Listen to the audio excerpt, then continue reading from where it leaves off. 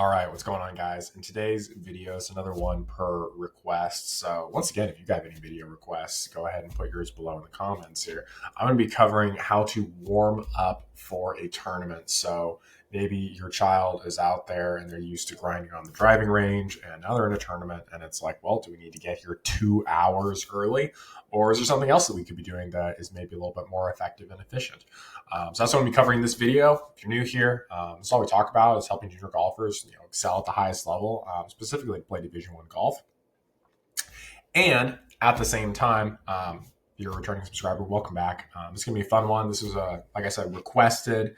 So if you got requests of things you want me to cover, go ahead and let me know below. This channel is really here to serve you guys. So I'm not chasing anything that's like viral here. I just want to give you guys really concrete, helpful advice for junior golf. Obviously, there's a limit on how much I can do that when I'm just speaking in generalities. If this is something that you want more direct support with from me, then there is a link below where you can apply to work with me directly and have me tell your child literally what to do on all this stuff.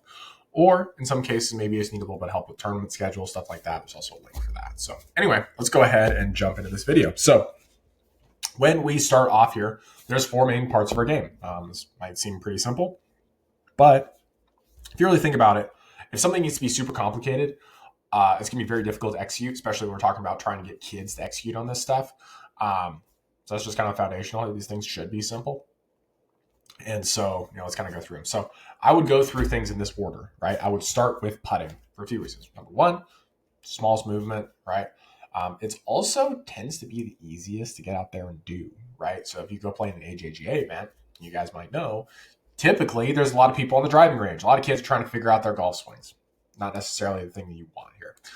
That's the other big reason why this is going to be so valuable is if you have a super long warm-up session, it's going to be really, really difficult to get consistency with that, especially in the bigger tournaments where it's like there's just not as much accessibility to the driving range, stuff like that. So anyway, start with putting, then move on to short game, approach play, tee shots in that order, right? Tee shots are last. Why? We're going to the first tee once we're done, right? So we want to kind of match this up in a way where we're going to be able to get through the stuff in a reasonable time period. Now, first drills, I like to start off with putting. My drills that I do in practice are a little bit different. I'm not going to be going into those. This is just specifically for the golf course or for a tournament. So first one here, mirror drill. I'm a really big fan of using a putting mirror, ideally to control your eye line and your shoulder line. That way we have consistency in our setup. And so, we're just moving the putter pretty consistently based on how we're setting up, right? We want to make sure our mechanics are solid. This is something you're going to see pretty stock standard even across the PGA Tour, right? A lot of the guys are going to be warming up with, training aids on the putting green, right? That makes a lot of sense. Just make sure that our basics, our most fundamental movement here is solid. Right? Makes a lot of sense. I like to set up this putt from 5 feet. Ideally, this is a straight putt. You can play this a little bit breaking to be fair, but I prefer straight just because if it's breaking, you might have some tendencies or some compensations that you make within your putting stroke. Versus if you know this putt's flat, you can just aim your putting mirror straight into the back of the hole, and you should be able to make all these pretty much no problem. I like to make 10 in a row. I don't like to push this too high. The real point here is just have a little bit of confidence to be like, all right, cool. Like my putting stroke is solid today. Let's move on to the next thing, right? That's really the point of this. Shouldn't take you more than like 5 minutes. Should be pretty quick. Next thing here, speed calibration. I see a lot of people do this thing where we get out on the putting green and we hit all these like random putts. And in my opinion, that doesn't really help us much at all. I don't think your brain's retaining a lot of that information once you get to the golf course. You got anxiety, you've got adrenaline, right? You're amped up. It's not going to have that much carryover here. So what I recommend doing instead is kind of mapping out the length of your stroke and saying, okay, cool. Well, if I take this putter to, let's say, my trail foot and just finishing that stroke, right? So I take it back and carry it all the way through. How far does that putt roll out, right? That's going to help me calibrate a little bit better, presuming this green is pretty similar to the golf course. So let's just say for the sake of this example, take it back to your right foot, hit that putt. It's kind of like whatever your normal tempo is. And it rolls out on a flat surface, rolls out 20 feet. Right. If you get to the golf course, you do the same thing. Let's say you have relatively similar putt, right? Where it's just like it's flat-ish. You do the same thing, goes a little bit shorter. Okay, cool. Now you've got essentially calibrated on that golf course. Granted, every green could technically be different, right? So this isn't constant. But let's just say, for the sake of this, that we have a general sense now of how fast the green is relative to how far we take our stroke back, right? So hopefully that makes sense of just how by using that information, we can kind of say in the same way as like, hey, if I take a full swing, it goes this far. If I take a 3/4 swing, it goes this far. Same thing's true with the putter. It's like, hey, if I take this putt back to my right foot and hit it, it goes about this far. So if I have a putt that's, let's say it rolled up 20 feet, just to keep the example simple. If I've got a 30-foot putt, I know that I'm going to have to take the putter a little bit further back than my trail right foot in order to be able to get that putt to the hole. Assuming it's a flat surface, right? If I'm playing downhill, I'll obviously change things. But again, this is just to get the player's initial feel of how fast the greens are. We don't want to just push in a bunch of information about just like a bunch of random putts and think that's going to translate really well to good lag putting. It makes a lot more sense to say it's like, hey, I've got my 20-footer. Maybe I take it a little bit further back, figure out, okay, now I've got my 40-footer. All right, this is something that can realistically be done in 5 minutes as well. It's not going to take a ton of time to figure this out. And I think it's a lot more effective use of your speed calibration. Same thing's true for, it's like, if you got a 10-footer, it's like, it's probably going to be shorter than that trail right foot, right? Maybe it's half the distance, maybe it's somewhere in the middle there. Those are all things that you want to be considering there. The third piece here is I would do your aim point calibration. If you do aim point, this is a great thing to spend your time doing because you're going to need to change your arm bend. And if you're like most junior golfers that I've ever talked to, you're probably not routinely updating your aim point calibration. So you should do that. It's something that realistically takes maybe 10 minutes. But just making sure like, hey, our arm bend's correct. In order to do that, you're going to have to have the right number of inches outside the hole per the stimp, and whatever the slope is. You're going to have your level ready. If you don't do aim point, then you just stop with the first two. Because again, we're making sure our short putts are going to go in and our speed's decent, right? That's the majority of what we're going to be concerned about on the golf course. Unless you're shooting in like the low 70s on average, which is probably unlikely. So anyway, and if you are doing that and you want to make more putts, this is what you need to be doing. So figure it out one way or another. But you want to figure out the calibration from 6 feet and 15 feet because they're a little bit different when you're standing at the ball, when you're standing a little bit behind the ball. So I'm not going to aim point class here, but that's kind of what that looks like. All right, short game. Once you've got your putting sorted out, right? We don't have some crazy long putting routine here. We're not trying to get mentally gassed already. We're just trying to make sure and be like, yep, I can make my short ones. Yep, I have a decent understanding of what the speed's going to be. And now I know what my arm bend needs to be. If I get there on the golf course, it's a little bit off, then you know how to adjust your arm bend, right? It's like, if it was a little bit faster, then we're going to scoot the arm bend in just a little bit. If it's a little bit slower, we're going to let the arm bend out a little bit. Again, not aim point class here. Once we get to short game, we want to be able to carry the ball specific distances, right? So we want to be able to look at, okay, from just kind of a stock standard lie, can I carry the ball 5 yards, 10 yards, 15 yards? So something I'm really big fan of in practice. But when we think about short game, right, there's a distance we need to carry it, and there's a distance that's going to roll out. We want to know those two numbers, right, and how we're going to do that, right? If you're just looking at it and being like, I hope that I carry this far, it's going to be really difficult to do that when you're under some amount of pressure and you've got some adrenaline here. Versus if you're able to control this effectively with different things, how you set up the ball, how far back you take the club, those sorts of things, it's a little bit easier to moderate this stuff. So 5, 10, 15 yards are really the numbers I like to see, and then figure out how much those rolls out. Typically, you're going to probably figure that out more in the practice round than you would in your warm-up, just because a lot of times the short game area kind of sucks, or you don't even have a short game area. You have to do this on the driving range, right? So anyway, but those are really things you want to know. So how far am I carrying the ball, and how far is it rolling out?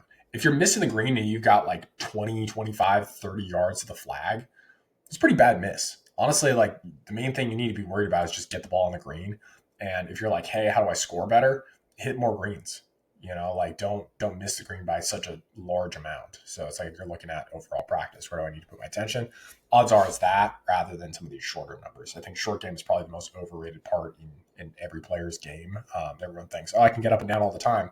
It's like, you're not going to have a scoring average of 72 hitting 50% of your greens trying to get up and down all the time. It's way too stressful.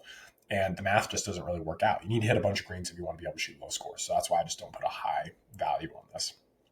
Bunkers, you can hit a few if you need to. Realistically, you're not going to have more than maybe a couple bunker shots unless you're just hitting bunkers left and right. And there's also not a whole lot of carryover between the practice area and on the golf course. That's just kind of been my experience. Can you hit a few? Sure. Is it probable to have a big impact in a round? Not necessarily, unless you got some wildly strange sand or something like that. So you might hit a few just to figure out excuse me, what the sand's like. But that's about it. All right, cool. Moving on to approach play. First thing here, it's a warm up, right? So we want to warm up your spine. The first few balls you're gonna hit, you're probably gonna hit your spine crack, or maybe I just feel that because I'm getting old. Main things you want to be evaluating here: contact.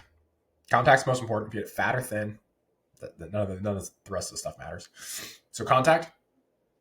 Shot shape's the next thing. I'm a really big advocate of one shot shape. Why? Because it makes it easy to aim. Right. That's like fundamentally the easiest thing. There's other things that are impacted as well, but it's like if you're hitting a fade, you're aiming wildly different compared to if you're hitting a draw. Right. Just in general. Right. So if you struggle with aiming out on the golf course, parent who's watching this, if your child struggles out on the golf course trying to work the ball both ways, that's probably a big reason.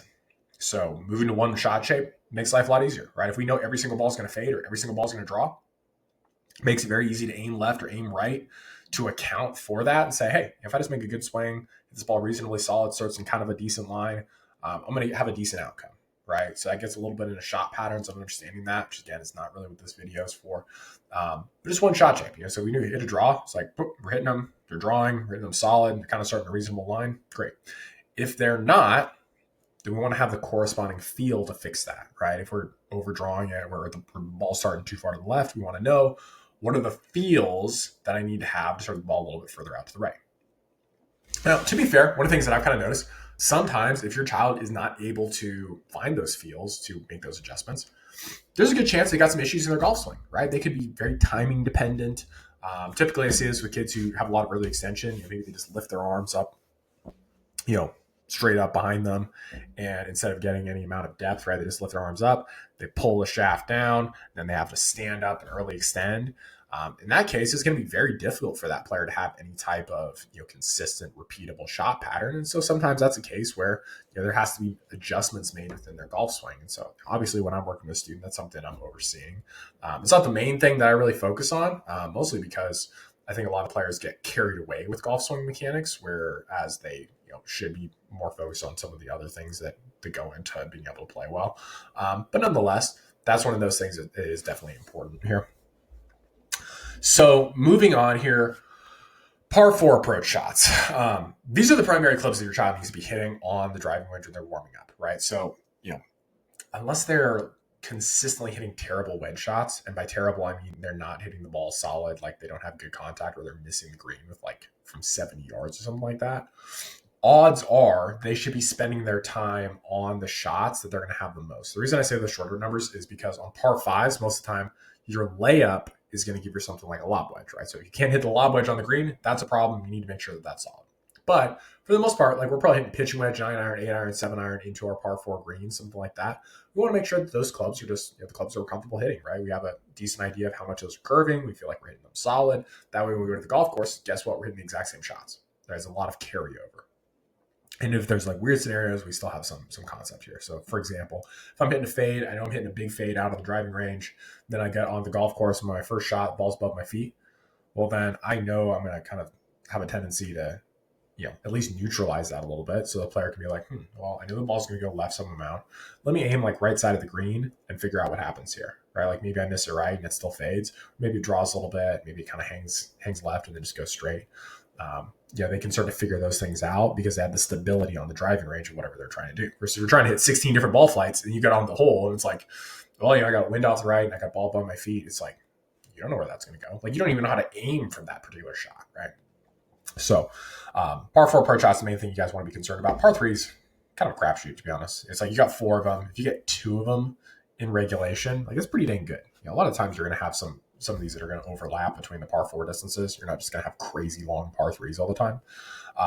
And so in that case, like if your child can just hit 2 of them and then the other 2, they just, miss the green and worst case scenario, they make bogey. It's not going to be a big deal. That's not too much of a problem.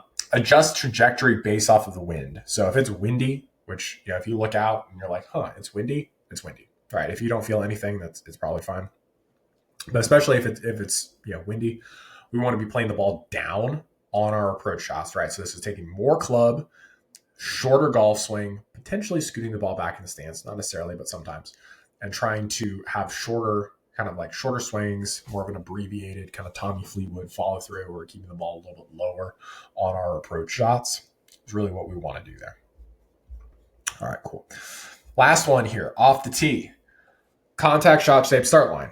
You guys are probably seeing a theme here. This stuff's important, right? If we're not hitting the ball at the middle of the face, we're going to have a bad time, right? Like good luck having inconsistency if you're hitting all your tee shots out the heel.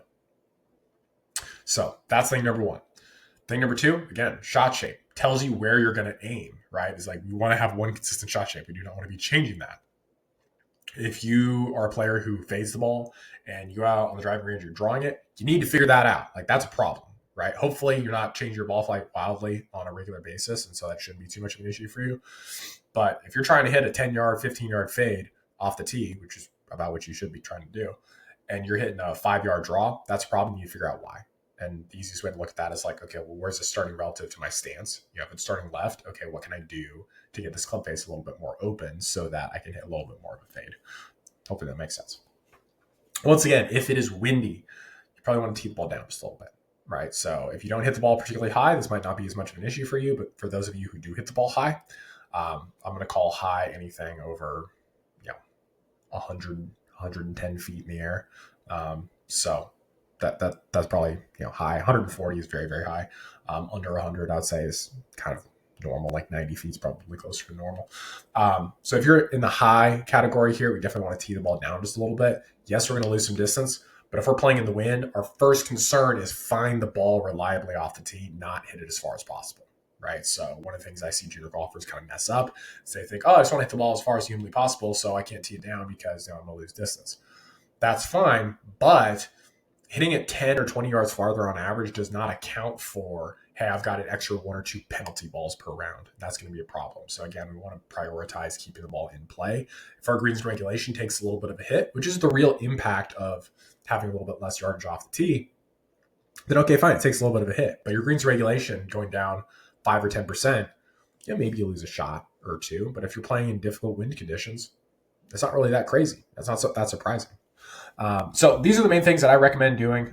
So if your child is kind of like confused about what they need to do as far as, a pre-shot warm up or a pre-round warm up when they're going to go play a round of golf or they're going to play in the tournament, this is what I recommend. So starting off with putting, mechanics, speed calibration, then we get into short game. Then we just make sure we've got our par 4 approach shots solid.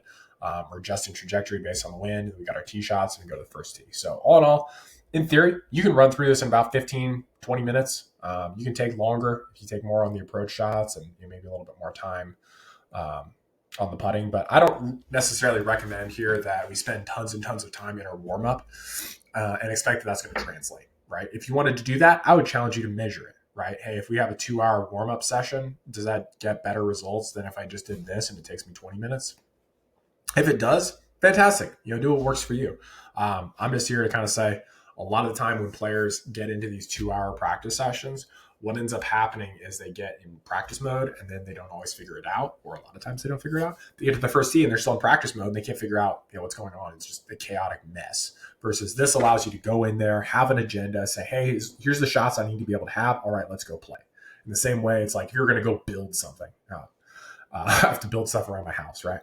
It's like, well, if I don't have my drill and the right little bits and stuff like that, like I'm going to have a bad time, right? It's like, I can't take different kinds of like drill bits and like try and make them work. Or like I could, but again, if I don't have one of those tools, it's going to be a real problem. At the same time, it's like you get those little, for lack of a better term, like I'm not big on construction, obviously, as you guys can kind of see here. It's like you get those big tubs of just like all sorts of like different drill bits and this and that. It's like a bunch of that stuff's not even useful for you. It's not even necessary. It's not relevant to your thing. And it's helpful to look at golf in the same way, right? We need to pick tools we're going to have to use all the time. Everything else we can kind of just lay on the side, right? So as long as we've got our little toolkit that we need, we're going to be good enough to go to the first tee and figure it out from there. All right, guys. Hopefully this video makes sense. If you enjoyed it, go ahead and leave it a like. Just help push it out to more people in the YouTube algorithm. If you're new here, go ahead and subscribe. This is the stuff we cover every single week. So I hope you guys enjoyed it, and I'll see you guys in the next one.